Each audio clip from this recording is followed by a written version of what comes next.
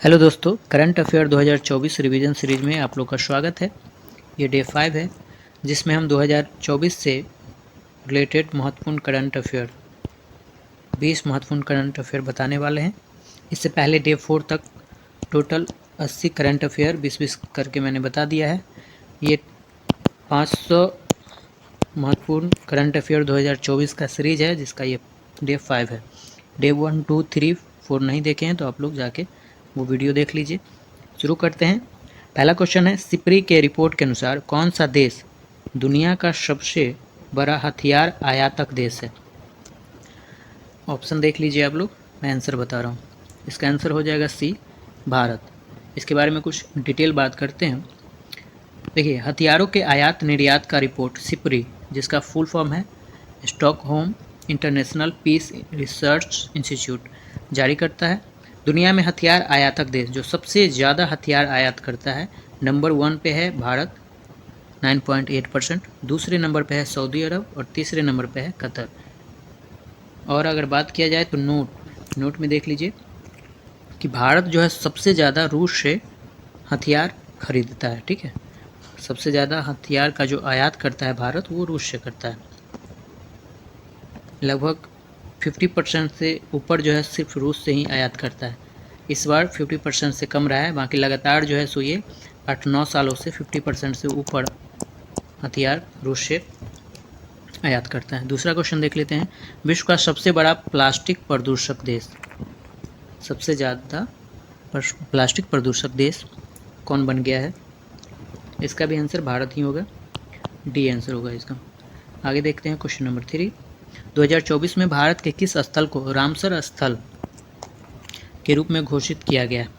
Ramsar स्थल के बारे में आप लोग को जानकारी होगा कि ये आर्द्रभूमि से संबंधित है। रामसर स्थल जो है आर्द्र भूमि से संबंधित है। इसका आंसर हो जाएगा इनमें से सभी। देख लीजिए, पहला है नजरायन पक्षी अभयारण्य, ये तमिलनाडु में है। ठीक है, दूसरा है काजू वैली पक्षी अभयारण्य, ये भी तमिलनाडु में है।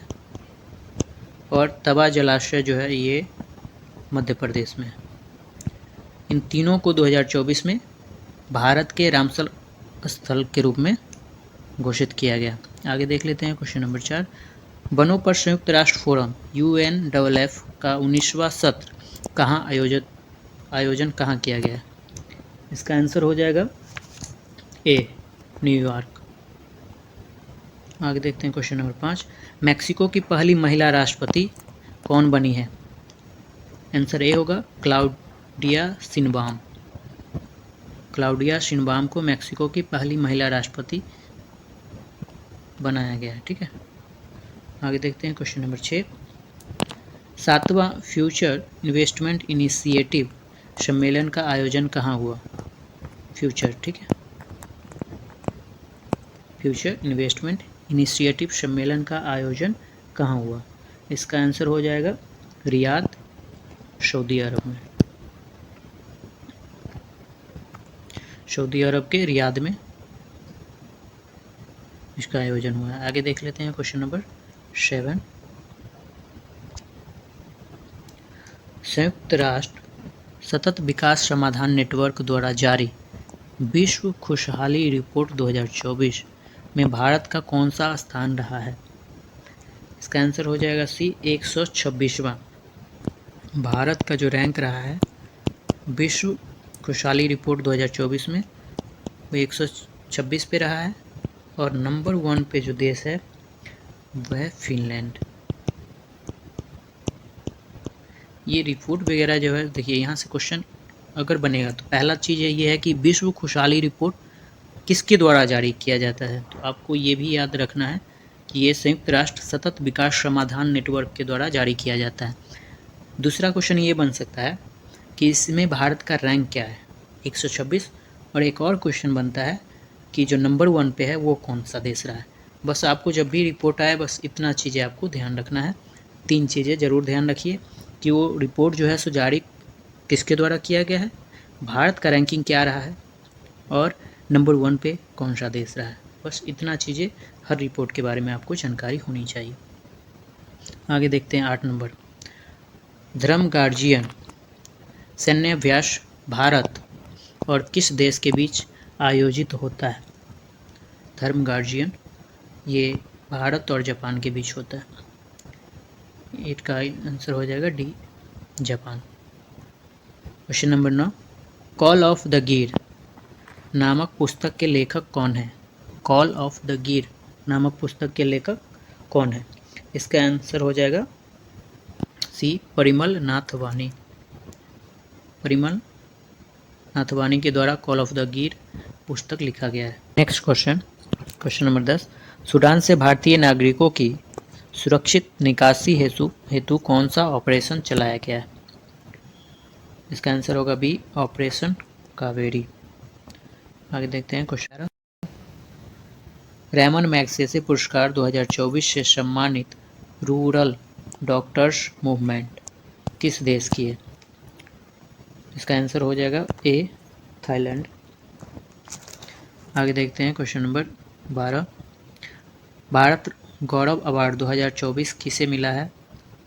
इसका जो आंसर होगा वो होगा सी, किशोर कुणाल को ये अवार्ड मिला है, भारत गौरव अवार्ड 2024।